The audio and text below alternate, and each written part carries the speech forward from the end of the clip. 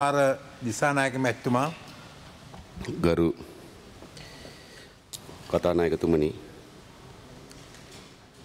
අගමැතිතුමා විසින් මෙම යෝජනාව ඉදිරිපත් කරමින් ටිකක් සාමාන්‍යයෙන් අපි පොඩි කාලේ ඔය තියෙන විවාද තිබෙනවා මේ තහනම් වචනේ තිබෙනවා. ඒ තහනම් වචනේ ප්‍රකාශ නොකර වෙනත් කතා ගොඩක් කියනවා. ඉතින් මට දැන් දැක්කේ ඒ වගේ එකක්. ඒ කියන්නේ නිශ්චිත ලෙස බැඳුම් කර කමිෂන් සභා වාර්තාවෙත් අනිකුත් බරපතල මූල්‍ය පිළිබඳ ජනාධිපති කමිෂන් සභා වාර්තාවෙත් ඉතා පැහැදිලි ලෙස මේ රටේ මහජනයාගේ දේපල වලට තිබෙන අලාභහානිය පිළිබඳ සිදු වී තිබෙනවා. ඒ අලාභහානිය, ඒවට ගත යුතු ක්‍රියාමාර්ග, ඒ වගේ ප්‍රමාණ, ඒවට වගකීම් පිළිබඳව යම් සාකච්ඡාවක් මේ පාර්ලිමේන්තුවේ සිදු විය යුතු තිබුණත් අගමැතිතුමා බොහොම ප්‍රවේශම් වුණා ඒ තහනම් වචනය පාවිච්චි නොකොට යන්න. තුකුණා කියන්නේ දැනට perpetual treasury සමාගමේ බිලියන 12ක් අපි රඳා පවත්වාගෙන තියෙනවා. ඔව්. දැන් ඒ මුදල් තියෙනවා කියලා ඊයේ ඇත්ත වශයෙන්ම මේ මහා බැංකුවේ අධිපතිතුමත් මට කිව්වා. දැන් ගරු කතානායකතුමනි අපේ රටේ මහජනයාගේ ධනය හොරකම් කිරීම, නාස්ති කිරීම, අවභාවිතාව පිළිබඳව විශාල සංවාදයක් අපේ රටේ මතුවී තිබෙනවා. හැබැයි ගරු කතානායකතුමනි මේ සංවාදය එවැනි වංචා දූෂණ වලට එරෙහි සංවාදයක් තිබුණාට කිසිසේත්ම එහි තිබෙන බරපතලකම ඒ රටේ අපේ රටේ සමාජයට ඇති කර තිබෙන බලපෑම අපේ ඈත ගම්වල ජීවත් වෙන දුවදරුවන්ගේ අධ්‍යාපනයට, රැකියාවට, කුෂ්කර්මාන්තයට, ජන ජීවිතයට ඇතිකොට තිබෙන බලපෑම ඒ හා බරින් සාකච්ඡාවට බඳුන් වෙමින් නැහැ. ඒ නිසා මා අවධානය යොමු කරන්න කැමති ගරු කතානායකතුමනි මේ බැඳුම් කර කමිෂන් සභා වාර්තා සානිකුත් වාර්තා පිළිබඳ අවධානය යොමු කරන්න පෙර මේ මොනතරම් අපේ රටේ ආර්ථිකය සහ සමාජ දේහි පිළිලයක්ද. දැන් අපි දන්නවා එයාලංකා ආයතනය 2008 වසරේ පැවති පාලනය විසින් පවරා ගත්තා. ඒ කිසිසේත්ම ආර්ථික ප්‍රතිපත්තියක් මත නෙවෙයි පෞද්ගලික හේතුන් මත පවරගෙන දැන් 2018 දක්වා මේ එයාලංකා එක පාලනය කරනවා. මේ අවුරුදු 10 එයාලංකා ආයතනයේ පාඩුව කෝටි 12500යි. ඒ විතරක් නෙවෙයි. එයාලංකා ආයතනය ට්‍රාන්සෙන් ගුවන් යාන 4ක් මිලදී ගැනීම සඳහා ගිවිසුමක් අත්සන් කොට තිබුණා. ඒ ගුවන් යාන අපිට යෝග්‍යද නැද්ද වෙනම කතාවක්. VVIP කාමර සහිත ගුවන් යාන. ඒ ගිවිසුම් 4 කැන්සල් කිරීම සඳහා පසුගියදා එයාලංකා ආයතනය කෝටි 1800ක් ගෙවා තිබෙනවා. ගිවිසුම් 4 කැන්සල් කරන්න. ඩොලර් මිලියන 115ක් ගෙවා තිබෙනවා. ඒ වගේම ග්‍රීසියේ මුදල් තැන්පත් කිරීම හේතු කොටගෙන ලෝකේ ඕනෑමටත් වඩා ආර්ථිකය පිළිබඳ යම් හෝ අවබෝධයක් තිබෙන කෙනෙක් ඒ මොහොතේ ගිහිලා ග්‍රීසියේ බැඳුම් කර මිලදී ගන්නේ නැහැ. හැබැයි අපේ මහ බැංකුවේ කබ්‍රාල් ග්‍රීසියේ බැඳුම් කර මිලදී ගැනීම හේතු කොටගෙන ඩොලර් මිලියන 152ක බැඳුම් කර මිලදී ගන්න තිබෙනවා. අද සතයකට වෙච්ච දෙයක් නැහැ. එහි පාඩුව කෝටි 806යි මේ වන විට රුපියල්. ඒ වගේම ඇවන්ගාඩ් ගනුදෙනු විශේෂයෙන්ම රාජ්‍ය වෙත ලැබී තිබුණු ධනය පෞද්ගලික ආයතනයන්ට පැවරීම හේතු කොටගෙන ඇවන්ගාඩ් එකේ සිදු වී පාඩුව දැන් මහාධිකරණේ නඩුගුණු කරලා තිබෙනවා කෝටි 1140යි. ඒ වගේම තෙල් පසුගිය ඔබතුමා විශේෂයෙන්ම පහුගිය අගෝස්තු මාසයේ තෙල් මිලදී ගැනීම පිළිබඳ නියමිත පරිදි ටෙන්ඩරේ කැඳවා තිබෙනවා. ඒ ටෙන්ඩරේ නියමිත පරිදි කැබිනට් මණ්ඩලයට ඉදිරිපත් නොකොට ෂණික මිලදී ගැනීම හරහා තෙල් සංස්ථාවට ඒ ටෙන්ඩරේ සහ ගත් වූ අතර වෙනස කෝටි 1400යි. ඒ වගේම හෙජින් ගිවිසුම හරහා සිදුවෙච්ච පාඩුව කෝටි 1020යි. මේ ආදී ඒ වගේම බැඳුම් කරේ දැන් මේ සාකච්ඡාවට බඳුන් වෙන්නේ කෝටි 1100යි. ඒ කියන්නේ මොකද්ද ගරු කතානායකතුමනි? මේ රට පාලනය කරනද මේ පාලක කණ්ඩායම් මහජනයාගේ ධනය තමන්ට සිතු පරිදි රිසිසේ අවභාවිතාව කරපු, හොරකම් කරපු, නාස්ති කරපු ඉතිහාසයක් තිබෙනවා.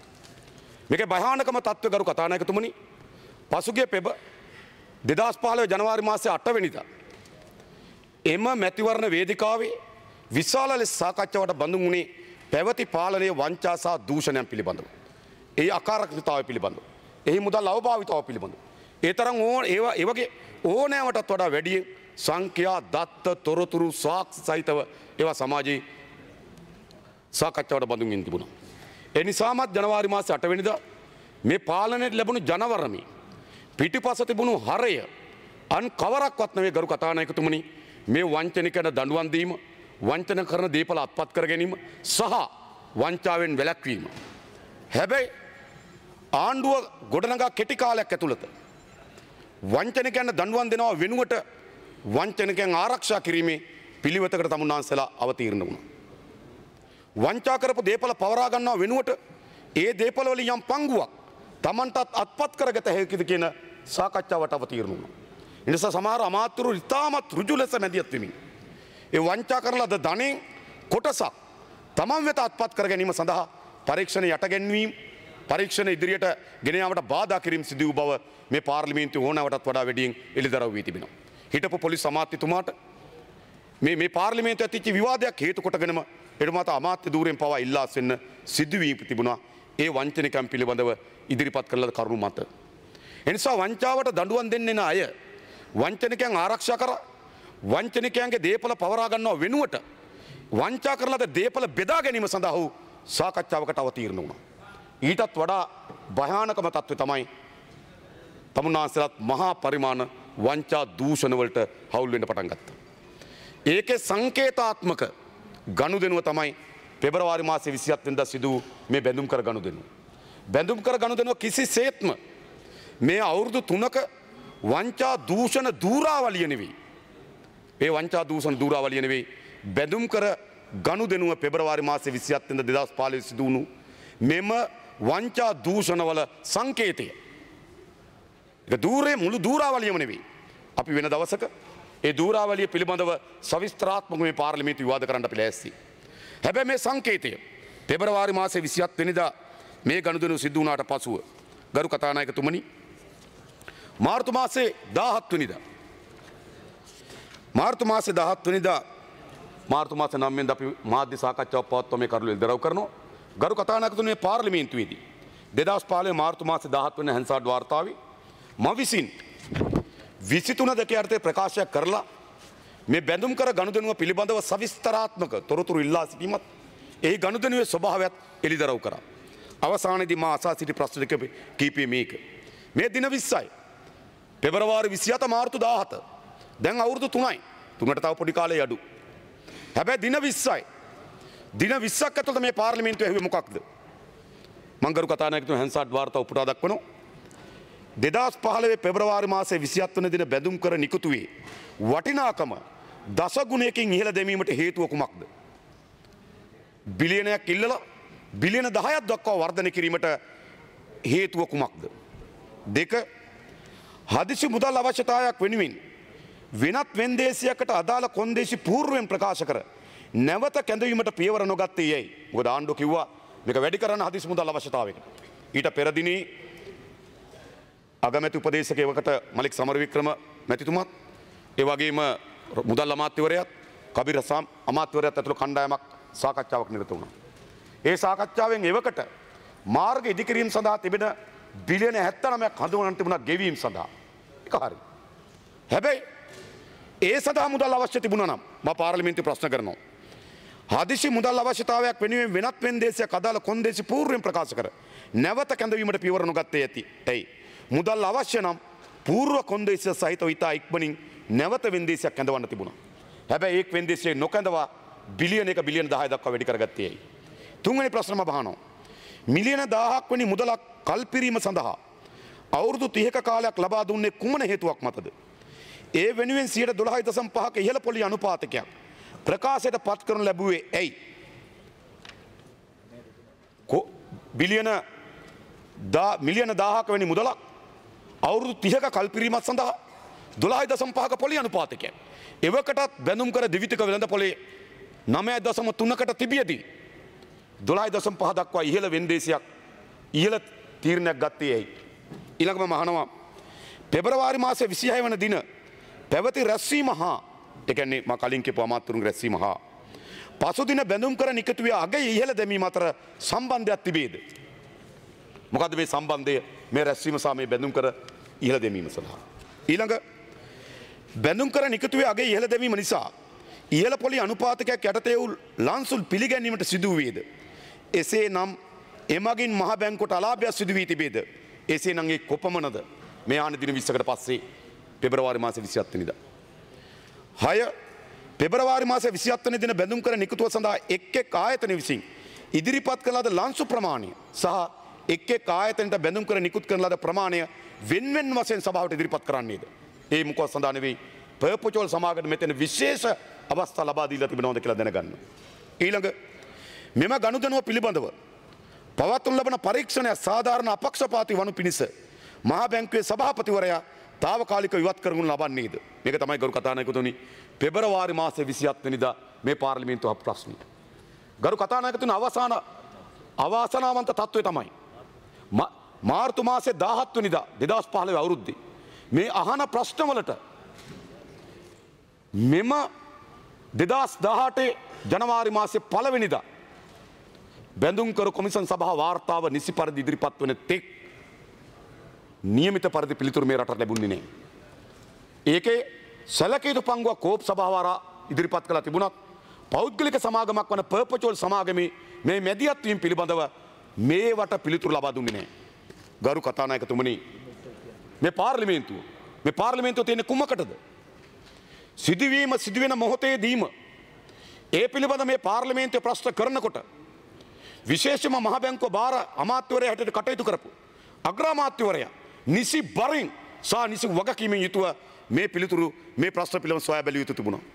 මම නෙවෙයි බැඳුම් කර කොමිසම් සභා වාර්තාවම සඳහන් කොට තිබෙනවා අග්‍රාමාත්‍යවරයා මෙහි පිළිතුරු ලබා දීමේදී ඒ අවශ්‍ය බර සහ සැලකිල්ල තබා නොගත් බව. ඒකයි පෙන්නුම් කරන්නේ. නිසා දින 20ක් ඇතුළත කරු කතානායකතුමනි. ඒ නිසා මේ විනාශය දික් ඇදෙන්න පෙර මේ විනාශය මහජනයාගේ ධනය ධනස්කන්ධයක් නාස්ති වෙන්න පෙර වළක්වා ගත හැකිව තිබුණු අපරාධකරුවන් සොයාගතුව තිබුණු අපරාධකරුවන්ට දඬුවම් ලබා දිය යුතු අවස්ථාවක්. හැබැයි අවස්ථාව අවුරුදු 30ක් අවුරුදු 3ක් පස්සට ඇද ගියේ ඇයි? අද වැඩක් නැහැ තමුන්නාන්සලගේ යහපාලනය පිළිබඳව සුන්දර වැකී අද වැඩක් නැහැ. අද තමුන්නාන්සලගේ සියලු ක්‍රියාමාර්ග අන්තිමේට බිත්තියට හේතු වූාට පසුව ගනු ලබන ක්‍රියාමාර්ග. මේ වගේ ක්‍රියාමාර්ග අපි ඕන තරම් දැක තිබෙනවා ගරු කතානායකතුමනි. අවසානයේදී බිත්තියට හේතු වූාට පසුව කර කියාගත නොහැකි තත්ත්වයක් ඇති වුණාට පසුව ගනු ලබන ක්‍රියාමාර්ග. එසේ නැත්නම් අපේ ගම්වල කියනවා කරවටක් ගිලුණ පසු බේරීම සඳහා ගනු ලබන ක්‍රියාමාර්ග. ඒ නිසා ගරු කතානායකතුමනි අද අග්‍රාමාත්‍යවරයා මේ පාර්ලිමේන්තුවට ඉදිරිපත් කරන ලද ප්‍රකාශයන් කිසිසේත්ම අවංකභාවයේ ප්‍රකාශ නෙවෙයි වංකභාවය. බිත්තියට හේතු වූාට පසුව ආරක්ෂා වීම සඳහා කරනු ලබන ප්‍රකාශ. එතෙන් සිට ඇතිවෙච්ච දියත්වීම් සියල්ල මාරපන කමිටුව රවි කරුණානායක උපනායකව පිළිබඳ තීරණ මේ සියල්ල බිත්තියට හේතු වූාට පසුව ඉන් මිදීම සඳහා දරන ලද ඉතාමත් අසාර්ථක අසරණ තීරණ. ඇයි මම මෙහෙම කියන්නේ? එදා මේ පාර්ලිමේන්තුවේ අගමැතිතුමාගේ ප්‍රකාශ කුමක්ද? මම ඒකත් උපුටා දක්වන්නම්. පිළිතුර මම ඉතා පැහැදිලිව කිව්වා මහ බැංකුව අධිපතිවරයා පිළිබඳ මම මේ ප්‍රශ්නය අහුවා කියලා. එතුමා කියන මෙහෙමද? ඒ ටෙන්ඩර් එක දීලා තිබෙනවා. මහ බැංකුව අධිපතිවරයා මේකට සම්බන්ධ වුණාය කියලා කරුණු නැහැ. ඒ සත්‍යයෙන් තොරයි. මම දෙවෙනි වරටත් කොමිටියට කිව්වා ආපසු මේ ගැන සොයා බලන්න කියලා. ඔහු ඒ උපදෙස් ලබා දුන්නේ නියෝජ්‍ය අධිපතිවරුන් දෙදෙනෙක් ඉදිරියේදී. මහ බැංකුව අධිපතිවරයා ටෙන්ඩර් මණ්ඩලයේ කටයුතු වලට මැදිහත් වූ අය කියන චෝදනාව පදනමින් තොරයි. ඉතින් ගරු කතානායකතුමනි මාර්තු මාසේ 20 වෙනිදා මාර්තු මාසේ 17 වෙනිදා දින 20කට පසුව අග්‍රාමාත්‍යවරයා මේ පාර්ලිමේන්තුවේදී කියනවා නම් මහ බැංකුව අධිපතිවරයාගේ මුළු මැදිහත් වීම සත්භාවයෙන් සහ ඔහුට එල්ල කරන චෝදනා පදනමින් තොරයි කියලා. එතනින් එහා මේක විවාදයක් ඉතුරුනේ නැහැ. එතනින් එහා මේකට කරන්න ක්‍රියාමාර්ගයක් නැහැ. හැබැයි අද බැඳුම් කර කොමිසම් වාර්තාව මොකද්ද කියන්නේ? ඒ වාර්තාවේ කියනවා මහේන්ද්‍රන් මාතා රුපියල් බිලියන 10058ක් රුපියල් මිලියන 10058ක වටිනාකමක් ඇති බැඳුම් කර නිකුත් කරන ලෙසට නියෝග කර ඇති අතර එමගින් සාවද්‍ය ලෙස පර්පචුවල් ට්‍රෙෂරි සමාගමට වෙන්දේසියේදී වැඩි අගයක් ලබා ගැනීමට හැකි වී ඇත. පෙබරවාරි 27 වෙන්දේසියේදී ලාභ ලැබීම සඳහා මහේන්ද්‍රන් මහතා පර්පචුවල් සමාගමට අභ්‍යන්තර තොරතුරු ලබා දී ඇත. අද මොකද්ද කියන්නේ? හැබැයි එදා ඔබතුමා මේ පාර්ලිමේන්තුවේදී මහේන්ද්‍රන් ආරක්ෂා කිරීමේ ප්‍රමුඛතම කාර්යභාරය අග්‍රාමාත්‍යවරයා හැටියට මේ පාර්ලිමේන්තුව ඉදිරිපත් කරා. ඒක තමයි බැඳුම් කර කොමිසමෙත් ඔබතුමාගෙන් ප්‍රශ්න කරන්නේ විශ්වාසය තැබීම පිළිබඳ ප්‍රශ්න. මා කියන්නේ මේ විශ්වාසය නෙවෙයි මේ ගජමිතුරුකමක් කියලා මම විශ්වාස කරන්නේ. මේ ගජමිතුරුකම. ඒ විතරක් නෙවෙයි. ගරු කතානායකතුමනි තවත් කියනවා 2015 පෙබරවාරි මාස 27 බැඳුම් කර ගනුදෙනුවේදී අර්ජුන මහේන්ද්‍රන් මහතාගේ මැදිහත් වීමේ ඍජු ප්‍රතිඵලයක් ලෙස ශ්‍රී ලංකා රජයට සිදුවී ඇති වළක්වාගත හැකි තිබූ පාඩුව මිලියන 688කි. මෙම පාඩුවට මහේන්ද්‍රන් මහතා වගකිය යුතුය. ඉතින් කොහොමද කියන්නේ? ඔහුගේ අය ඒ විතරක් නෙවෙයි මේ ඔහුගෙන් අය කර ගැනීමට නිර්දේශ කරමු. එහෙනම් දැන් මොකද වී තිබෙන්නේ? පාර්ලිමේන්තුවේදී අග්‍රාමාත්‍යවරයාම ගනුදෙනුව ආරක්ෂා කිරීම වෙනුවෙන් මහේන්ද්‍රන් මහතා ඍජු ලෙස ආරක්ෂා කොට තිබෙනවා. හැබැයි මේ කොමිෂන් වාර්තාවේදී අග්‍රාමාත්‍යවරයා මාර්තු මාසයේ 17 වෙනිදා මේ පාර්ලිමේන්තුවේ කරන ලද ප්‍රකාශය සාවද්‍ය බව මේ බැඳුම් කර කොමිෂන් සභා වාර්තාව තහවුරු කොට තිබෙනවා. ඒ විතරක් නෙවෙයි.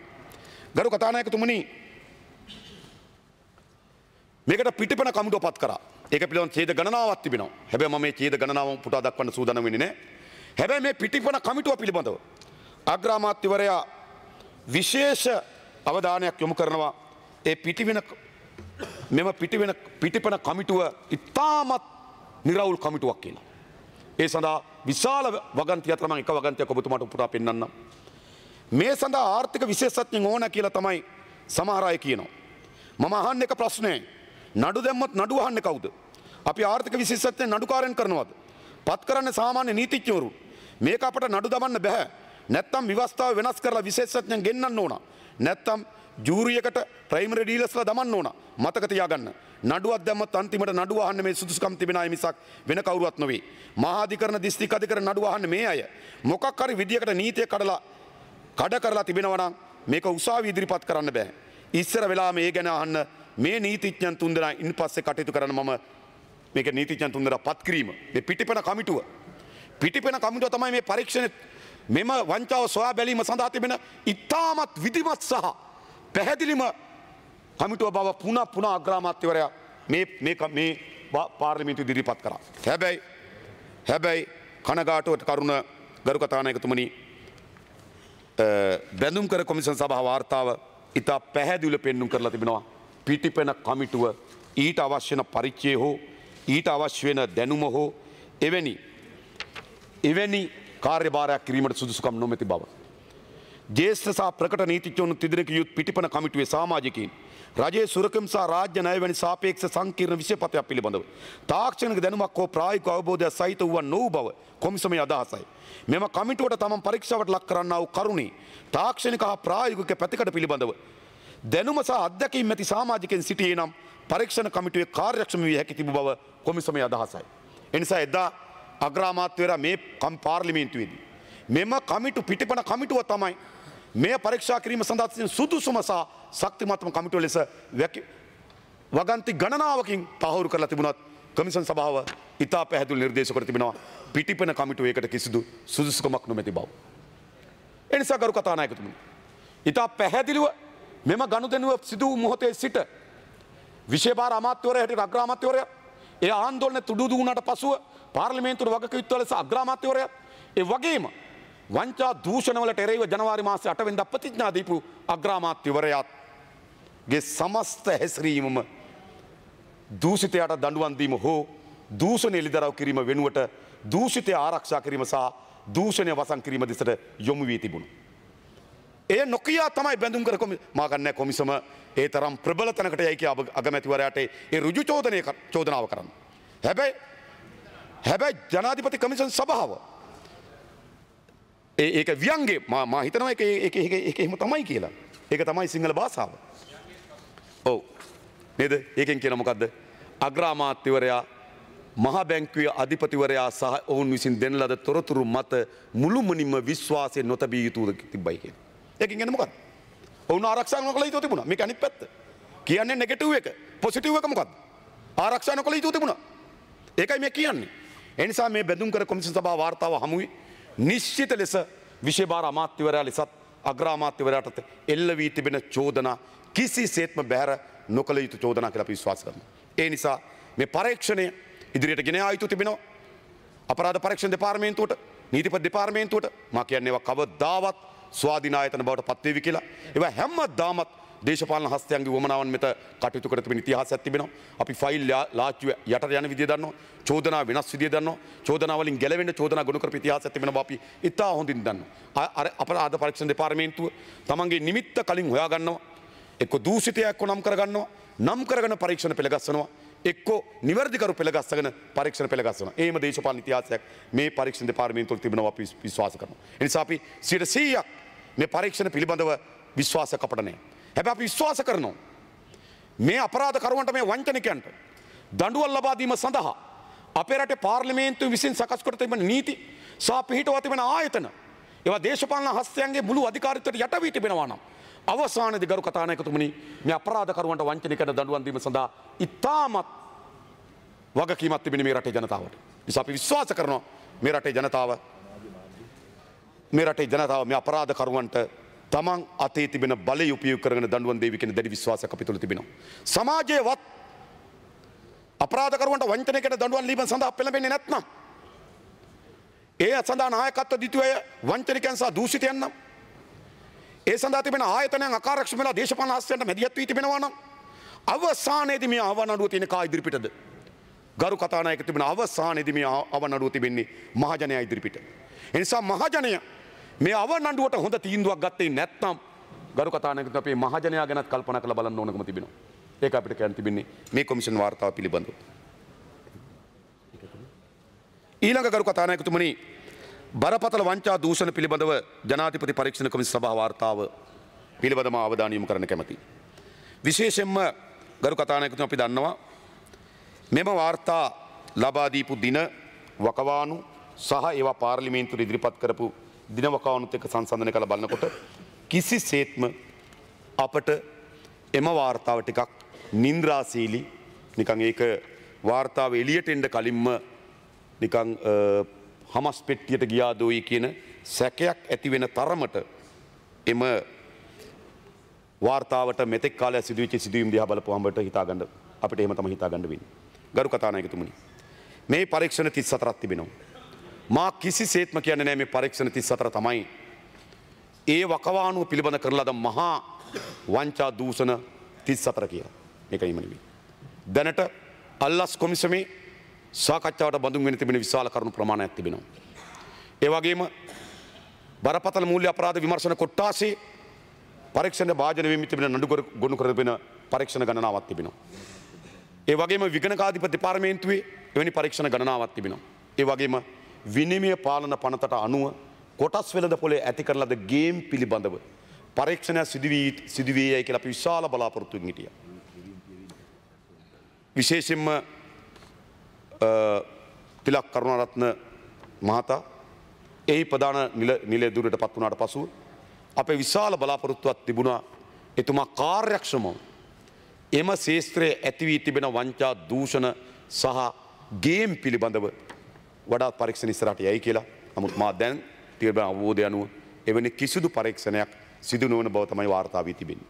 එවැනි පරීක්ෂණ සිදු කරන්න බැරි හේතුත් අපිට තා පැහැදිලි කරු කතානායකතුමනි.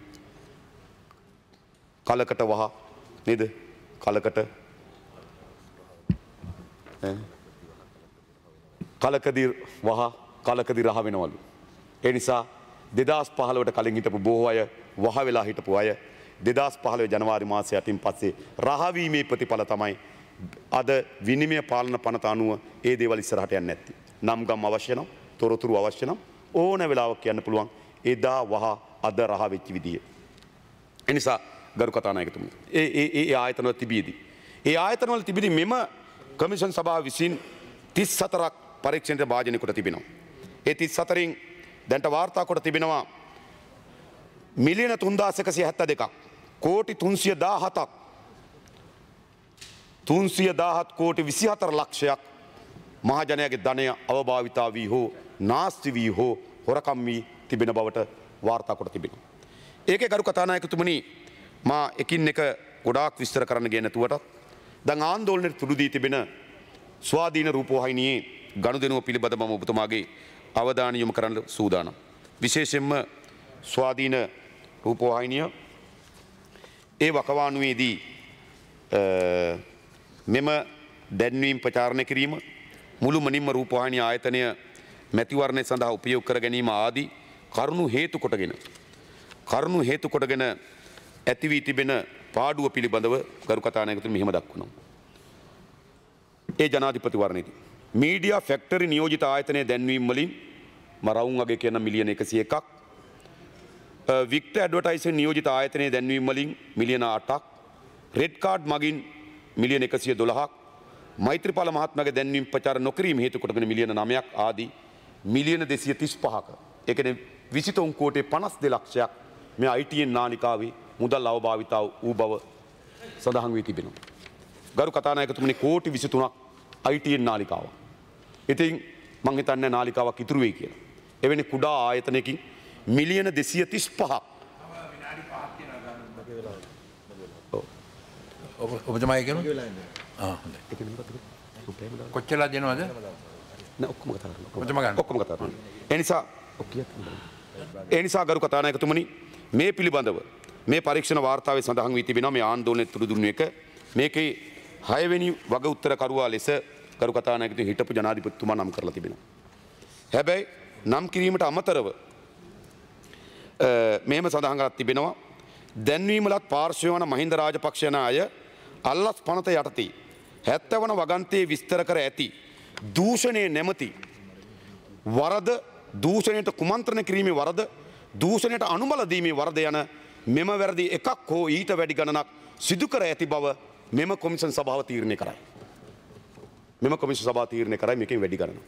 හැබැයි ඊට පස්සේ මම දැක්කා සාකච්ඡාවක් ගොඩනැගිලා තිබුණා මේ ප්‍රජා අයිතිය අහෝසි කිරීමක් පිළිබඳව. මම කියනවා කිසි කෙනෙකුට දේශපාලන ගේම් වෙනුවෙන් පාර්ලිමේන්තුවේ නීති සම්පාදනය කිරීමට අපිට දෙන්නේ නැහැ. ඒ සාධාරණයි. පාර්ලිමේන්තුව දඬුවම් දීමේ ස්ථානයක් නෙවෙයි. මේ පාර්ලිමේන්තුවේ දඬුවම් දීපු කැත ඉතිහාසයක් තිබෙනවා. සිනානි බණ්ඩාරනායක අග්‍රවිනිශ්චයකාරතුමියට මේකේ නඩුව අහලා නඩුකාරයෝ කවුද කියන්නද ලැජ්ජයි. මේකේ නඩුව අහලා දඬුවම් දුන්නා. ඒ වගේම මීට ඉතිහාසෙත් අපි දැකලා තියෙනවා නඩුව අහලා දඬුවම් දුන්නා. ඒ නිසා පාර්ලිමේන්තුව කිසිසේත්ම දඬුවම් දීමේ ආයතනයක් බවට පරිවර්තනය නොවිය යුතුයි. ඒ නිසා එවැනි දේශපාලන තීරණයකට තමන්ට අවශ්‍ය වෙන අය සොයා බලා දඬුවම් කිරීම සඳහා යම් දේශපාලන ක්‍රියාමාර්ගවලට මේ පාර්ලිමේන්තුව යටත් කරන්න ඉඩ දෙන්නේ නැහැ. ඒ නිසා එවැනි ක්‍රියාමාර්ගයට අපේ පාර්ශ්වයෙන් අපි කිසිදු සහායක් ලබා දෙනව විසක් නෙවෙයි ඒ ක්‍රියාමාර්ග පරාද කරනවා. හැබැයි ගරු කතානායකතුමනි මේකේ මේ වාර්තාවේ තියෙන ඉතාමත් පැහැදිලි කතාවක්. මේ හරහා කියන්නේ කවරක්වත් නෙවෙයි. මේ හරහා ගරු කතානායකතුමනි කියන්නේ අපේ රටේ නීතියේ තිබෙන අඩුවක් ගැන පෙන්වුම් කරනවා කොමිෂන් සභාව. කියන මොකද්ද? දූෂණයට වෙනත් අපරාධ නඩුවකට අධිකරණයකදී වරදකරු වී දඬුවම් ලැබූ අයෙකු මහජන නියෝජිතයෙකු වශයෙන් තේරීපත් වීමේදී නුසුදුසුකම් පිළිබඳ ශ්‍රී ලංකා ප්‍රජාතාන්ත්‍රික සමාජවාදී ජනාධරයේ ආණ්ඩුක්‍රම ව්‍යවස්ථාවේ 89 ව්‍යවස්ථාවේ සඳහන් වෙනවා. ඒ කියන්නේ අවුරුදු 2කට දඬුවම් ලබා දිය හැකි වරදකට මාස 6කට වඩා වැඩියෙන් වූ සිර දඬුවමක් ලැබුවොත් ඔහුට ජනාධිපතිවරණයකට හෝ තෝරාපත් කරගෙන මැතිවරණ ඉදිරිපත් වෙන්න බෑ අවුරුදු 7ක් යන තෙක් කියලා. මේක තමයි දැන් තියෙන නීතිය. හැබැයි කොමිෂන් සභාව කියනවා මේ සාධාරණ නැහැ කියලා.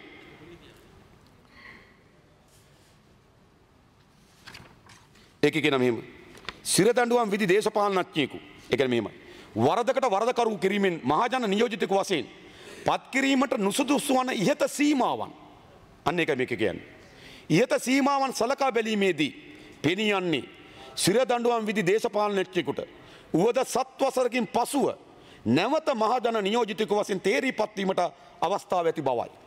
ඒ කියන්නේ දැන් මේ තියෙන නීතියේ අඩුවක් පෙන්වලා දෙනවා. වංචා කරලා සිර දඬුවම් ලැබපු කෙනෙකුට හරි අවුරුදු 7කට පස්සේ ආපහු මහජන නියෝජිතයෙක් බවට පත් විය හැකියි. නමුත් මෙම කොමිෂන් සභාවේ අදහස වන්නේ අපරාධ ක්‍රියාවකට විශේෂයෙන් දූෂණය වැනි වරදකට වරදකරු දේශපාලනඥයෙකු 7 වසරකින් පසුව වුවද මහජන නියෝජිතයෙකු වශයෙන් තේරීපත් වීම නුසුදුසු බවයි. අතරේ ඒක හරියද? එතකොට මේ කවුරු හරි තනි පුද්ගලයෙක් ඉලක්ක කොටගෙන පාර්ලිමේන්තුවේ දඩයම් කිරීමේ දඬුවම් කිරීමේ මධ්‍යස්ථානයක් වෙනවට අපි එකඟ නොවන්නා සේම. හැබැයි මහජනයාගේ දේපල හොරකම් කිරීම වරද නාස්ති කිරීම දූෂණය කිරීම වරදට ඔහු වරදකරුවෙක් වුවොත් ඔහුට මහජන නියෝජිතයෙක් හැටියට තෝරා පත් කර යැවීම සඳහා තිබෙන අයිතිය මුළුමනින්ම අවලංගු කිරීම සඳහා මේ කොමිසම සභාව ඉදිරිපත් කර තිබෙන යෝජනාවට අපි ගරු කතානායකතුමනි 100% පක්ෂපාතී මම දැනගන්න කැමති ආණ්ඩු පක්ෂයෙන් මේ සංශෝධනකින් ලෑස්තිද කියලා. මේ කරන්න ඕන සංශෝධනයක් මේ රටේ. එහෙම නැත්නම් ගරු කතානායකතුමනි මහජනයාගේ ධනය Tamanට සිතු පෙරදි දූකිලේ යොදවන්න මේ తాවකාලික බලයට එන කණ්ඩායමකට අපි ඉඩ ලබා දිය යුතුද? ආය අවුරුදු 7න් එනවා. කොහොමත් ඔච්චර හොරකම් කරාට පස්සේ ඉන්න බෑ. කොහොමත් ඉන්න වෙන එළිය අවුරුදු 7ක් විතර. ආයෙ එනවා. ඒක මොකද වෙලා තිබෙන්නේ? ඒ නිසා ගරු කතානායකතුනි කිසිසේත්ම දූෂණය කියන වරදට වැරද කරුවෙකුට යලි මහජන නියෝජකයෙකුට තෝරාපත් කිරීම සඳහා තිබෙන අවස්ථාව නැති කිරීමේ නීතිපති සංවිධානය වෙනුවෙන් කොමිසම සභාව ඉදිරිපත් කර තිබෙන යෝජනාවට අපි පක්ෂපාතී. මා යටකී කොන්දේසියට යටත්ව පාර්ලිමේන්තුව දඩුවම් කිරීමේ ආයතනයක් නොවේ පාර්ලිමේන්තු නීති සම්පාදනය කිරීමේ ආයතනයක පැත්තෙන් ඒ යෝජනාවට අපි පක්ෂපාතීත්වය පෙන්වුම් කරනවා. ඊළඟ ගරු කතානායකතුමනි අපේ රටේ මේ බලය ගන්න අය ඒ බලය ගරු කතානායකතුමනි හසුරුවන්නේ බලයෙන් විඳිනවා බලය ජොලි කරනවා බලය කියන්නේ මහජනයා විසින් රට පිළිබඳ ජනතාව පිළිබඳව තමන්ගේ දෙවුර මත පටවන ලද වගකීමක් ලෙස නෙවෙයි සලකන්නේ. මේ මහජනය පාර්ලිමේන්තුවට වේවා ජනාධිපතිවරයෙකුට වේවා මහා බලයක් අත්පත් කරලා දෙන්නේ කුමක් වෙනුවෙන්ද? ඒ බලය අත්පත් කරලා දෙන්නේ ගරු කතානායකතුමනි මහජනයා පිළිබඳවත් රට පිළිබඳවත් මහත් වගකීමකින් යුතුව. හැබැයි මෑත ඉතිහාසය පුරාවටම මේ පාලකයන් හැසිරී තිබෙන්නේ ජනතාවගේ බර රටේ වගකීම තමන්ගේ දෙවුර පටවා ගන්න ලද පාලකයන් ලෙස නෙවෙයි. ඔවුන් හැසිරී තිබෙන්නේ තමන්ට සිතු පරිදි මහජනයාගේ ධනය නාස්ති කරමින් හොරකම් කරමින් දූකෙලී යෙදෙන්න පුළුවන් නේද? එන්ජොයි කරන්න පුළුවන් බලයෙන් කණ්ඩායමක් ලෙස. ඒක මේ කොමිෂන් සභාව වාර්තාව ඉතා පැහැදිලිව පෙන්වුම් කරමින් තිබෙනවා. මා පෙන්වන්න ගරු කතාවනේ මොනතරම්ද කියනවනම් බැසිල් රාජපක්ෂ අමාත්‍යවරයා පිළිබඳ මෙහෙම සඳහන් වෙනවා.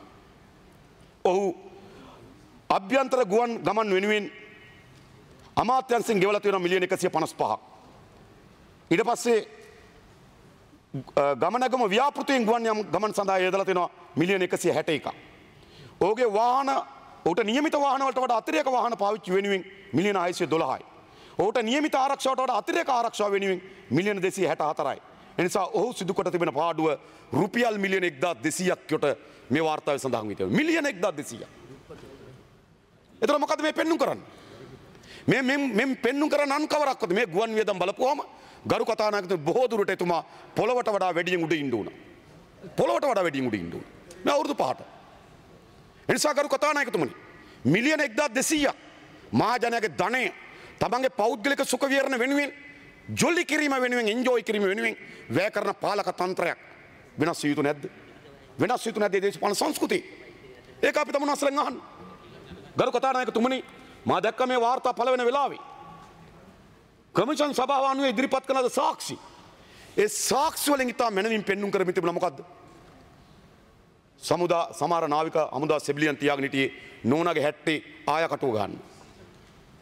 එමෙත සපත්තු දෙක පොලිස් කරන්න. සාරිය අඳවන්න. පොට හරිද කියලා බලන්න. මොකද වෙලා තිබෙන්නේ?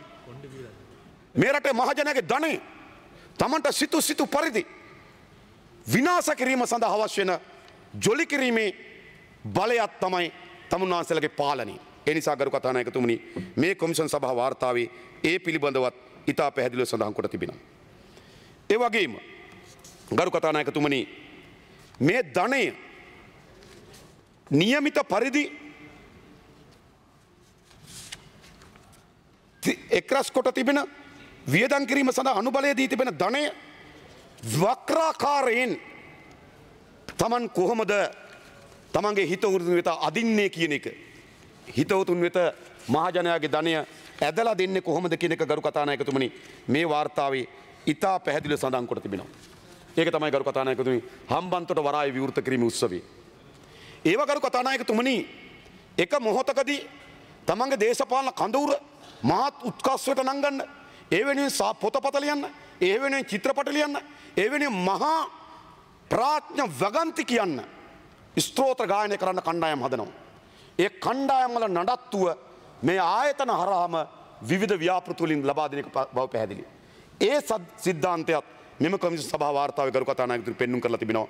ඒ කියන්නේ වරාය අධිකාරිය හම්බන්තොට වරාය උත්සව වියදම් 2010 8 වෙනි මාසේ 15 කරදිය මංගල්‍යයේ සැරසිලි වියදම මිලියන 49 කෝටි 4 කෝටි 92 ලක්ෂයයි.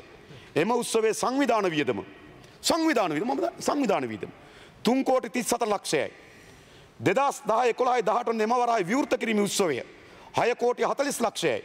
එම උත්සවයට යෙදූ වරාය අධිකාරියේ සේවක වැටුප් බිල 2 කෝටි 47 ලක්ෂයයි. ඒ කියන්නේ වරාය අධිකාරියේ ඒ කියන්නේ හම්බන්තොට වරාය උත්සවාකාරයෙන් විවෘත කිරීම වියදම 17 කෝටි 14 ලක්ෂයයි. මම අහනවා මේ 17 කෝටි 14 ලක්ෂය කොහොමද ඇදෙන්නේ? කවුරු වෙතද මේවා ලබා දෙන්නේ?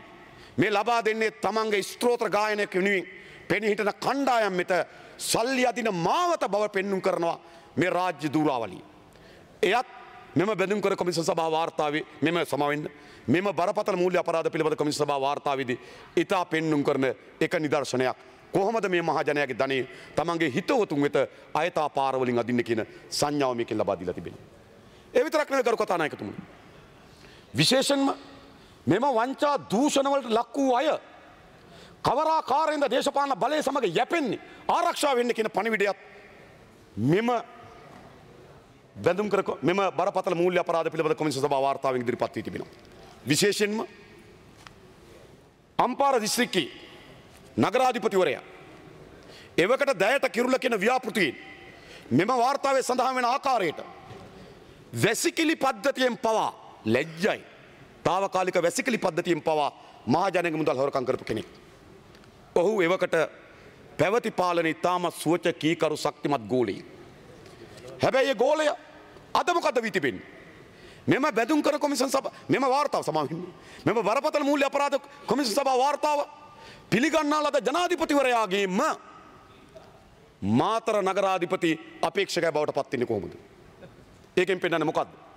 මේක ඉතා හොඳ නිදර්ශන තිබෙනවා බලය තියෙන පැත්තට හොයියා කිවීමෙන් මේ වංචාවලින් කොහොමද සැඟවෙන්න පුළුවන්ද කියන සංඥාවත් මෙම කොමිෂන් සභා වාර්තාවෙන් දෙනවා. ඒ වගේම එවන්ගාඩ් මුදල් තමගේ මැතිවරණ ව්‍යාපාරයට පාවිච්චි කිරීම වෙනුවෙන් කෝට්ටේ නගර සභාවේ ජනකරණවක කියන ප්‍රධාන අපේක්ෂකයා පෞගේ කාලේ අපි දැක්කේ අපේක්ෂකගේ ක්‍රියාකලාපේ. හැබැයි හිටි යටියේ වෙනත් දේශපාලන වෙස් ගන්නේ ඇයි? වෙන කඳවුරු වලට එකතු වෙන්නේ ඇයි? ආරක්ෂාව වෙනුවෙන්. ඒ නිසා දේශපාලන රැකවරණය සඳහා මෙම කණ්ඩායම් පැති හුවමාරු කිරීමේ නිදර්ශනද මෙම වැදුම් කර කොමිෂන් සභා වාර්තාවෙන් පෙන්눔 කරමින් තිබෙනවා. සමාවෙන ජනාධිපති කොමිසම කිව්වොත් බැඳුම් කිරීම තමයිද? නේ? ඉතින් කියලාමනේ. ඒ නිසා මොකද වෙලා තියෙන්නේ? මේ වාර්තාවෙන් පෙන්눔 කරමින් තිබෙනවා. ඒ විතරක් නෙවෙයි මෑත කාලේ මැතිවරණ ව්‍යාපාරේ පටන් ගන්නකොටම අපි දැක්කා නිමල් ප්‍රේමවංශ කියලා බස්නාහිර ඒ කියන්නේ මධ්‍යම පළාත් සභාවේ හිටපු මන්ත්‍රීවරයෙක් ඒ වගේම පියසිරි විජේනායක කියලා හිටපු අමාත්‍යවරයෙක් හිටියටියේ ස්ථාන මාරු වෙනවා. තියෙන බලකඳුරේ වෙන බලකඳුරකට යනවා. ඇයි කොමිෂන් සභාව වාර්තාවේ චෝදනා තිබෙනවා. එනිසා අපිට ඉතා හොඳින් දැන් පෙන්눔 කරන මොකද්ද? මේ කොමිෂන් සභාව වාර්තා කරු කතානායකතුමනි අපේ රටේ මූල්‍ය අපරාධ පිළිබඳව අපරාධකරුවන් සැඟවීම පිළිබඳව අපරාධකරුවන් ඒක රාජ්‍ය බලය යොදාගෙන තමන්ගේ මහජන ධනය තමන්ගේ සුඛ විහරණයෙන් වෙනුවෙන් උපයෝග කරගන්න ආකාරය පිළිබඳව ඒ මහජන ධනය තමන්ගේ ස්තෝත්‍ර ගායනා කරන පුද්ගලයන්ට අදින ආකාරය පිළිබඳව සහ මහජනයාගේ ධනය හොරකම් කරලා ආරක්ෂා වෙන ප්‍රමාණය පිළිබඳව යම් සාධනීය පැතිකඩක් මෙම කොමිෂන් සභාව වාර්තාවලින් පෙන්눔 කරමින් තිබෙනවා. ඒක ඉතාමත් හොඳයි කියලා අපි කල්පනා කරනවා. ඒ නිසා ගරු කතානායකතුමනි කසුම් පලියනලා අර්ජුන ඇලෝසියස්ලා කොහෙන් යාවිත් දන්නේ. මම පොඩ්ඩක් පරීක්ෂා කරන්න කියලා කියන ගරු කතානායකතුමනි ඊයේ දිනේ කසුම් පලියන හා අර්ජුන ඇලෝසියස් බලන්න ගියපු අයගේ නාම ලේඛනය මේ පාර්ලිමේන්තුවට ඉදිරිපත් කරන්න කියලා මම ඉල්ලා හිටිනවා. පෙළලා හිටිනවා. මා වගකීමෙන් කියනවා පෙන්වන්න. අද පෙන්වන්න. හරි අපි කැමතියි. අපිට දැනගන්න පුළුවන් කවුද මේ කියලා. ඒ නිසා ගරු කතානායකතුමනි ඉතිහාසය පුරාවටම අපි දැක තිබෙනවා දූෂණය වංචාව පිළිබඳව කරවටක් හිර වෙනකොට පැතිමාරු කරපු ඉතිහාසය. බලේ පැත්තට පිණුම් ගහපු ඉතිහාසය. ඒ නිසා ඒ පිළිබඳත් ඉතාමත් සාධාරණ පැතිකඩක් මා කියන්නේ මේකේ සමස්තය තියෙනවා කියලා. නමුත් අපිට යම් නිදර්ශන ගණනාවක් මෙම කොමිසම සභා වාර්තා හමුවේ පෙන්눔 කරමින් තිබෙනවා. ඒ වගේම ගරු කතානායකතුමනි වර්තමාන දේශපාලනයේ මහා සක්‍රීය අය තමන්ගේ අමාත්‍යංශ මෙහෙවීමේදී ඥාතීන්ට සලකන ලද ආකාරයන් ලැජ්ජයි කියන්නේ. ඒ වගේම මහා ඇමතිවරු තමගේ මූල්‍ය අවභාවිත කරපු ආකාරයන්, ඒ වගේම තමගේ ඥාතිවරු න්‍යාලංකයකට දාලා එහි මුදල් තමගේ සුඛ විහරණ වෙනුවෙන් උපයෝග කරගන්න ලද ආකාරයන්, තමගේ පළාතේ ඉඩම් තමගේ හිතවතුන්ට බෙදා දෙන ලද ආකාරයන් පිළිබඳව විශාල වාර්තාවක් මෙම ජනාධිපති කොමිෂන් සභා වාර්තාවේ සඳහන් වී තිබෙනවා. එනිසා ගරු කතානායක බැඳුම් කර කොමිෂන් සභා වාර්තාවත් මෙම බරපතල මූල්‍ය අපරාධ පිළිබඳ කොමිෂන් සභා වාර්තාවලින් පෙන්눔 කරන්නේ අපේ රටේ දේශපාලනයේ දූෂ්‍යභාවයේ ඉතාමත් පැහැදිලි පැතිකඩක්. ඉතාමත් පැහැදිලි පැතිකඩක් මේකෙන් පෙන්눔 කරමින් තිබෙනවා. දැන් ගරු කතානායකතුමනි මේකේ තිබෙන කරුණු තමයි දැන් මේ වාර්තා මා කියන මේ වාර්තා ඒ කියන්නේ දීවර සංස්ථාවේ වාර්තාව බාර දී දෙන ඔක්තෝබර් මාසේ 16 2015 මයංගන ප්‍රාදේශ සභාවේ ගනුදෙනු පිළිබඳ වාර්තාව බාර දෙන 2016 අප්‍රේල් මාසේ ස්වාධීන රූපවාහිනිය වාර්තාව මම කලින් කිව්වා 2016 අප්‍රේල් 28 ඒ කියන්නේ මේ අප්‍රේල් වලට අවුරුදු 2යි. ඊට පස්සේ රත්නාලංකා පිළිබඳ වාර්තාව බාර දෙන 2016 සැප්තැම්බර් දැන් අවුරුදු කහමාරකට කිට්ටුයි. ඊට පස්සේ උතුරුමැද මහ ඇමති එස්.එම්. චන්ද්‍රසේනගේ එස්.එම්. සමවෙන්න රංජිත් මහත්මයාගේ වාර්තාව බාර දීලා තිබෙන්නේ 2016 ඔක්තෝබර් 27 අවුරුදු කහමාරකට කිට්ටුයි. එතන මේ සමහර වාර්තා අවුරුදු 2 අවුරුදු කහමාරකට වඩා වැඩි කාලයක් ගත වී තිබෙනවා. මේ පාර්ලිමේන්තුවේදී මම අවස්ථා කීපයකදී 23 ප්‍රකාශය යටතේ ඉල්ලා සිටියා මෙම වාර්තා සභාගත කරන්න කියලා මේ පාර්ලිමේන්තුවේ. හැබැයි මේ වාර්තා මේ පාර්ලිමේන්තුවට සභාගත වුණේ නැහැ.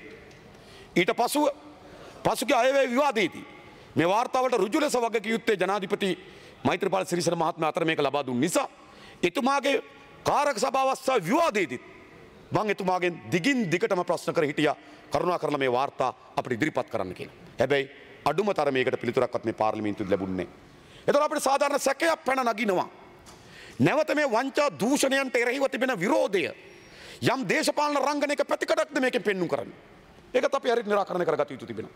ඒ මොකද ඒ වාර්තාව තමන්ගේ අතේ තියාගෙන ඒ දූෂිතයන් එක ආණ්ඩුව හදන්න කතා කරනෝනේ. කොහොමද වෙන්නේ? අපි අහන්නේ කොහොමද වෙන්නේ? එනිසා වාර්තාව එළිය දැක්වෙන්නේ තමන් සමග එකඟතාවයකට ආවේ නැතුවමද කියලා සාධාරණ සැක අපිට පැන නගිනවා. මොකද ඒ වාර්තාවන් අතේ තබාගෙන තමයි එකට ඡන්ද කරන්න සාකච්ඡා කරන්නේ. මේ අවංකව අහන්න. එනිසා ගරු කතානායකතුමනි අද මේ දූෂණය පමණක් නෙවෙයි දූෂණයට එරෙහි සටනද දූෂණය වෙමින් තිබෙනවා. ඒකයි මේකේ තියෙන භයානකම තත්ත්වය.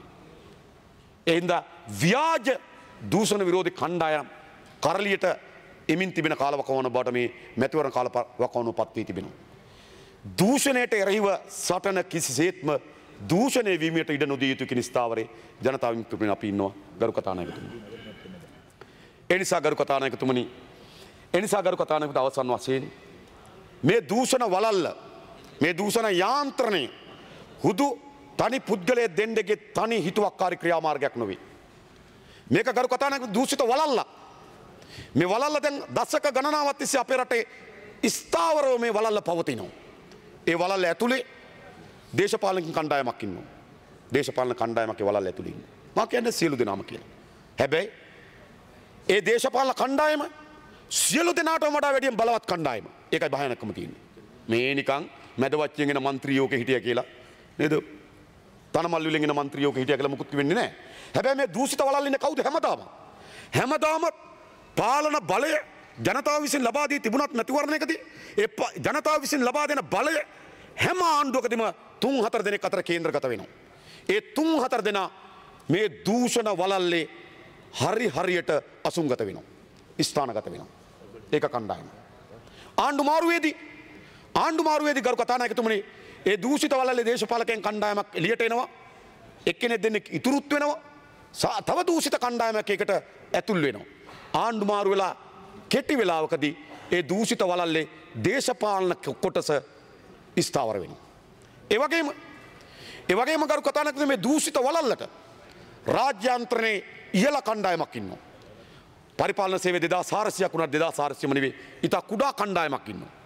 ඒගොල්ලෝ තමයි මාර්ග සංවර්ධන අධිකාරී සභාපති වෙන්නේ. ඒගොල්ලෝ තමයි ජනාධිපති ලේකම් වුනේ. ඒගොල්ලෝ තමයි TRC එකේ සබ අධ්‍යක්ෂ ජනරාල්වරයා බවට පත් වෙන්නේ. ඒ කියන්නේ මොකද්ද? ඒගොල්ලෝ මේ සංස්කෘතික අමාත්‍යාංශ ලේකම් වෙන්නේ ඒවා වෙන්නේ. ඒවා දාලා නැහැ. කාන්තා කටයුතු අමාත්‍යාංශ ලේකම් වෙන්නේ. ඒ අය තාමත් බලගත් තැන්වල ස්ථානගත වෙනවා. ඒ නිසා ඒ දේශපාලන ස්ථානගත වීමත් එක්කම නිලධාරී යාන්ත්‍රණයක් ස්ථානගත වෙනවා. ඊට පස්සේ කරු කතානායකතුන් මේකට පොලිසිය සහ ආරක්ෂක වළල්ලක් තිබෙනවා. 84000ක් වන සමස්ත පොලිසිය නෙවෙයි. ඒගොල්ලෝ ගමේ පොඩි දේවල් කරේවා ගණන් ගන්නවත් එපා. එහෙම නෙවෙයි. හැබැයි මේ 84000ක් වන පොලිසියේ ඉතාමත් වගකීතු කණ්ඩායම් මේක හරියට ස්ථානගත වෙනවා. ඒ නිසා තමයි හිටපු පොලිස්පති බාලසූරිය වෙලේසුදාගෙන් ගෙවල් සහ ඉඩම් වල කප්පම් අරන් තියෙන්නේ. වගකීමින් කියන්නේ. එහෙම නැත්නම් ඉන්න පොලිස්පති පූජ්‍ය ජයසුන්දර මහත්තයා කියන්නේ. පූජ්‍ය ජයසුන්දර මහත්තයා කියන්නේ. හිටපු පොලිස්පති බාලසූරිය වෙලේසුදාගෙන් කැලණියෙන් ගෙවල් ගත්තේ නැද්ද ඉඩම් ගත්තේ නැද්ද කියලා? ගත්තා. ඒ පොලිස්පතිවරයා තමයි කටුනායක වෙඩි තිබ්බාට පසුව එක්සත් ඇරබියා එමිර රාජ්‍ය තානාපතිවරයාට යවලා ජනාධිපති ඡන්ද එනකොට වහාම ඊළඟ පොලිස්පතිතුමාට වඩා උඩින් තියන්නේ පොලිස් අමාත්‍යාංශ ලේකම් කරලා. ඒ නිසා මේ යාන්ත්‍රණයත් මේ පොලිසිය මේ යාන්ත්‍රණයත් ඉතා කුඩා කොටසක් මේ දූෂිත වලල්ලේ ඉන්නවා. ඊළඟ හමුදා යාන්ත්‍රණයත් ගරු කතානායකතුනි කුඩා කණ්ඩායමක් ලක්ෂ 3කට වඩා අධික හමුදාවේ 50ක් 60ක් කණ්ඩායමක් මේකේ ඉන්නවා. ඊළඟ මේකේ ගරු කතානායකතුනි ව්‍යාපාරික වලල්ලක් ඉන්නවා. ඔවුන් අපේ රටේ කර්මාන්තකරුවන් අපේ රටේ නිෂ්පාදනය වර්ධනය කරන්න නොවේ. මේක ව්‍යාපාරික වලල්ලක් ඉන්නවා. සුදු කරපටි මංකොල්ලකාරයෝ ටිකක් ඉන්නවා. ඒගොල්ලෝ නිකන් ඩීලර්ස්ලා. ඒගොල්ලෝ බලා ගන්න පුළුවන් හවසට ඔය ලොකු හෝටල් වලට ගිහපුවම කණ්ඩායම් කැරක් ඉන්නවා. එක ඇමතිවරයා වටේ. අපි ඕන තරම් දැකලා තියෙනවා. ඒ නිසා මේ ඩීලර්ස්ලාත් මොකද වෙන්නේ? මේ ව්‍යාපාරිකෝ නෙවෙයි. මේ ඇවිල්ලා රටේ නිෂ්පාදනය වැඩි කරන රටේ ආර්ථිකයට මහා දායකත්වය සපයන අය නෙවෙයි. මහජනයාගේ ධනය එහෙට මෙහෙට ගනුදෙනු කිරීම අර බෝකර් වැඩි කිරීම අර එක්රැස් කරගන්න ව්‍යාපාරික පැලැන්තියක් ඉන්නවා. ඉතා කුඩා කණ්ඩායමක්. ඒ කණ්ඩායමත් මේ වලල්ලේ ඉන්නවා. ඊට අමතරව මේ වලල්ලේ පරීක්ෂණ නිලධාරීන් ඉන්නවා. මේ වලල්ලේ අධිකරණ නිලධාරීන් ඉන්නවා. ඒ නිසා මේ දූෂිත වලල්ල ශක්තිමත්. මොකද වෙන්නේ ආණ්ඩු පරිවර්තනයකදී? ආණ්ඩු පරිවර්තනයකදී ගරු කතානායකතුමනි කෙටි කාලයකට මේ දූෂිත වලල්ල බොඳ වෙනවා. අපැහැදිලි වෙනවා. ඒකට මේට චලනය වෙනවා. හැබැයි මාස 7-8ක් යනකොට නැවතේ දූෂිත වලල්ල ස්ථානගත වෙනවා. ඒ දේශපාලකයන් වෙනුවට අලුත් දේශපාලකයන් එතන ස්ථානගත වෙනවා. හිටපුවාගින් දෙන්නේ 3 දෙනෙක් ඉතුරු වෙනවා. ඒ පොලිසිය වෙනුවට අලුතෙන් පොලිස් නිලධාරීන් දෙන්නේ 3 දෙනෙක් එතන ඇතුල් වෙනවා. පරණ දෙන්නේ 3 දෙනෙකුත් ඉතුරු වෙනවා. හමුදාවේ රාජ්‍ය යාන්ත්‍රණය ව්‍යාපාරික යාන්ත්‍රණය එහෙමයි. අද තමුන්නාසල හොයලා බලන්න තමුන්නාසල ව්‍යාපෘති පිටිපස්සේ ඉන්න. ඒ ඩීලර්ස්ලා කවුද කියලා? පැරණි අයමයි. ඇයි ඒගොල්ලොත් හරියට ස්ථානගත වෙනවා. මට කියන්න අමතුණා කරු කතානායකතුනි. මේවා පිටස මාධ්‍යවේදීනුත් ඉන්න මාධ්‍ය හිමිකරුණුත් ඉන්නවා. මේ වලල්ලේ. මාධ්‍යවේදීන් ඉන්නවා මේ වලල්ලේ. අවශ්‍ය නම් සංඛ්‍යා දත්තත් එක්ක නම් එක කියනනම් කවදා හරි. අවශ්‍ය නම් කියන්න. මාධ්‍ය හිමිකරුවන් ඉන්නවා. ඒගොල්ලොත් ඒ මොහොතේදී ඒ වලල්ලේ ස්ථානගත වෙනවා. ඒ නිසා ගරු කතානායකතුනි මේ දූෂිත වලල්ලක් අපේ රටේ මහජනයාගේ ධනය කෝටි ප්‍රකෝටි ගණන් හොරකම් කරන නාස්ති කරන අවභාවිතා වේදන දූෂිත වලල්ලක් තියෙනවා. මේ දූෂිත වලල්ල පරාජයට පත් කරන්න ඕන. මේ දූෂිත වලල්ල පරාජයට පත් කිරීම හුදු පුද්ගලයෙකුගේ ගණු කඩුව ඉනු සටනට වඩා සටනක් නෙවෙයි. ඒක ව්‍යාජයක්. එහෙම මේ දූෂිත වලල්ල පරාජය කරන්න බෑ. මේ දූෂිත වලල්ල පරාජය කළ හැකි වන්නේ ඒ දූෂිත වලල්ලට එරෙහිව ප්‍රබල මහජන ව්‍යාපාරයක් ගොඩනැගීමෙන් පමණයි. එසේ නැතුව මේ දූෂිත වලල්ල පරාජයට පත් කරන්න බෑ. හැමදාම සිද්ධ වෙන දේ තමයි මේ දූෂිත වලල්ල ඒ ආකාරයෙන් ස්ථාවර වෙනවා. නව දූෂිතයන්ගෙන් පිරෙනවා. ඔකයි සිද්ධ වෙන්නේ. ඉතින් මේ ඛේදවාචකය මොකද්ද කරු කතානායකතුනි? මේ ඛේදවාචකය තමයි අපි ඈත ගම්වලට ගිහිල්ලා බලන්න. දරුවන්ට ඉගෙන ගන්න පාසලක් නැහැ. හරියමං ආහාර වේලක් නැහැ. ගමේ යන පාරේ යන්න විදිහක් නැහැ. ගරු කතානායක ගැමිණිමාට පෝෂණදායක ආහාර වේලක් නැහැ. ලදරුවන්ට අධ්‍යාපනයක් නැහැ. මුළු මොනින්ම සමාජ ජීවිතේ කඩාවැටලා තිබෙනවා. ඒ විතරක් නෙවෙයි කරු කතානායකතුනි. මේ දූෂිත වල මහා අපරාධ වලට හවුල් වී තිබෙනවා. මම දැක්ක පහුගියදා මීට පෙර අපේ රටේ සමාජ අපරාධ පිළිබඳව දේශපාලකයන් පිටුපස ඉන්නවා යයි කියලා විපක්ෂයේ മന്ത്രിවරු කියනකොට අද පළමු වතාවට මම දැක්ක නුවරඑළියේදී සමෘද්ධි අමාත්‍යවරයා එස්.පී. සානායක අමාත්‍යවරයා නුවරඑළියේදී කියනවා තමුන්නාන්සලගේ ඇමති මණ්ඩලයේ අමාත්‍යවරයෙක් තමයි කුඩු ගේන්නේ කියලා නුවරඑළියට. මොකද මේ වෙලා තියෙන්නේ? දැන් රජයේ අමාත්‍යවරයෙක්ම කියන්න සිදු වී තිබෙනවා නම් නුවරඑළිය අද ඡන්දවලට විසි කරන්නේ කුඩු සල්ලි කියලා. කවුරු කරද මේ කිව්වේ? මේ කිව්වේ කියන අමාත්‍යවරයා පිළිබඳව. මම ඒක කියන්නේ පසුවදා දිගම්බරම උත්තර දුන්නා. පසුවදා රාධාකිෂ්ණන් කිව්වා කුඩු ගේන්නේ නැහැ කියලා. ඒකෙන් දැනගත්ත මෑන් කියලා. ඒකෙන් අපි දැනගත්තා. හරිද? ඉතින් මොකද වෙලා තිබෙන්නේ? ජමුනාසලා කැබිනට් මණ්ඩලය ඒක අමාත්‍යවරේ තම අමාත්‍යවරයෙකුට කියනවා ඔව් කුඩු ව්‍යාපාරිකේ නුවර එළිය මුළු වත්තු කරේම කුඩු වලින් ගිලගත්තා කියලා. හැබැයි තමුනාසලා අරගත්තු පියවර කුමක්ද? ඒ අමාත්‍යවරයා කොතනද පැමිණිල්ලක් දාලා තිබෙන්නේ? කොතනද පරීක්ෂණය සඳහා යොමු කරලා තිබෙන්නේ? නැහැ. හේ දිගම්බරම ඔහුගේ වේදිකාවට යනනම් ඔහුට අතිජාත මිත්‍රේ. මාද කියන්නේ. ඔහුගේ වේදිකාවේ නොහිටින්න ඔහු කුඩු ඇමතිවරේ. මේකට සිද්ධ වී තිබෙන්නේ. ඒ නිසා ගරු කතාන මේ දේශපාලන සංස්කෘතිය අපරාධ වලට අනුබල දෙන සමාජ අපරාධ ආරක්ෂා කරන සමාජ අපරාධ වල නියැලෙන දේශපාලන සංස්කෘතියක් තිබෙනවා. ඒ නිසා මේ දේශපාලන සංස්කෘතිය තමයි අපේ රට සාතිස්සේ විනාශකාරී ගමනකට ඇදගෙන යමින් තිබෙන්නේ. ඒ නිසා ගරු කතානායකතුමා අවසන්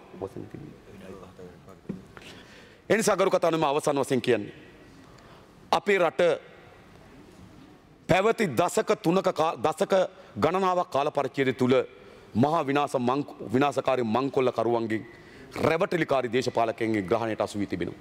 පව් අපේ රටේ ජනතාව. පව් කතානායකතුමා. දශක ගණනාවක් මේ ජනතාව මේ අපරාධ කරුවන්ගේ මංකොල්ල කරුවන්ගේ රැවටිලිකාරයන්ගේ ග්‍රහණයට අසු වී තිබෙනවා. මේ රටේ ජනතාව කවද්ද ඒ අපරාධ කරුවන්ගේ මංකොල්ල කරුවන්ගේ ග්‍රහණයෙන් මිදෙන්නේ? එනිසා ජනතාවට සුවිශේෂී වගකීමක් තිබෙනවා. මේ අපරාධ කරුවන්ගේ මංකොල්ල කරුවන්ගේ ග්‍රහණයෙන් මේ මාතෘභූමිය මුදව ගන්න ඕන. සෝමාලියාවේ මුහුදු නැවක් මුහුදු මංකොල්ල කරුවන්ට අහුණා වගේ ශ්‍රී ලංකාව කියන දූපත 70 වසරක් මේ මංකොල්ල කරුවන්ගේ පාදඩින්ගේ ග්‍රහණයට අසු වී තිබෙනවා. මේ මංකොල්ල කරුවන්ගේ මේ ශ්‍රී ලාංකේය දූපත මුදවා ගන්නා නොගන්නා තාක්කල් ඈත ගමෙන් අපිට ඇහි ගරු කතානායකතුමනි කණ්ඩ දෙයක් නැතුව කෝවක්ක කිඩි කාලා මැරෙන දරුවෝ ණය ගෙවා ගන්න බැරුව වහ බීලා මැරෙන ගොවියෝ අදක් තියෙනවා. මාතර ගඟට ගිහිල්ලා කිරුල්ලා කාපන් කියලා දරුවෝ විසිකන අම්මලා ගරු කතානායකතුමනි මේ ඛේද වාචකය අවසන් කිරීම සඳහා මහඟු වගකීමක් තිබෙනවා. ඒ වගකීම ඉටු කිරීමේදී අපි විශ්වාස කරනවා මේ රටේ පුරවැසියන්ට දේශපාලන සමාජ සංවිධානවලට මාධ්‍යයට ඒ වගේම මේ රටේ දේශපාලන ව්‍යාපාර විශාල කාර්යභාරයක් තිබෙනවා. මේක කොතනකින් හෝ අවසන් කළ යුතු තිබෙනවා. තවදුරටත් මේ ඛේද වාචකයකට අපේ රටත් අපේ රටේ ජනතාවත් ගොදුරු වීමට කිසිසේත්ම ඉඩ ලබා නොදිය යුතුයි. ඒ නිසා දේශපාලන ව්‍යාපාරයකට ගරු කතානායකතුමනි අපි අපේ මුළු ව්‍යායාමයේ මුළු බර යොදවමින් තිබෙනවා මේ අපරාධ කරුවන්ගේ මංකොල්ල කරුවන්ගේ ග්‍රහණයෙන් මේ මාතෘභූමියේ වෙසෙන ජනතාවත් මුදවා ගත යුතු තිබෙනවා. ඒ සඳහා අපි සාර්ථක පියවරක් ගෙන තිබෙනවා. සාර්ථක පියවරක්. ගරු කතානායකතුමනි අවුරුදු 3කට පසුව හෝ පෙබරවාරි මාසේ 27 වෙනිදා මේ බැඳුම් කර ගනුදෙනුව අවුරුදු 3ක් යනකොට සාමාන්‍යයෙන් සිදුවන දේ තමයි කාලයේ වැලිතලාව විසි යට යනවා. හැමදාමත් මේ අපරාධ වල සිද්ධ වුණ එක තමයි. හැබැයි මේ බැඳුම් කර ගනුදෙනුව අවුරුදු 3ක් ගිහිල්ලා කාලයේ වැලිතලාව විසි යට යන්න ඉඩ නුදුන්නේ. ජනතා විමුක්ති පෙරමුණ හැටියට අපිට ආඩම්බරයක් සහ අපිට සතුටක් තිබෙනවා. අපි ඒ සඳහා විශාල කාර්යභාරයකට අපි විතරක් නෙවෙයි තවත් දේශපාලන පක්ෂ සමාජ සංවිධාන මාධ්‍ය ව්‍යාපාර මේ කාලයේ වැලිතලාව විසි යට යන්න ඉඩ නොදී මේ ඉදිරියට ගෙනීම සඳහා විශාල ප්‍රයත්නයක් දරුවා. ඒ නිසා අපි ඒ හැම දිනාටම අපි ඉල්ලා සිටින්නේ මේවා කිසිසේත්ම විවාදයකින් අවසන් වීමෙන් තොරව මේ මංකොල්ල කරුවන්ගේ අපරාධ කරුවන්ගේ ග්‍රහණයෙන් මේ මාතෘභූමිය මුදවා ගැනීම සඳහාම දක්වා මේ අරගලයේ මේ සටන ඉදිරියට දියත් කරමු. ඒ වෙනුවෙන් සියලු දෙනාට මැදිහත් වෙන්න දායකත්ව සපයන්න කියලා ඉල්ලමින් මම නතර වෙනවා. ගරු ස්තුතියි ගරු කතානායකතුමනි.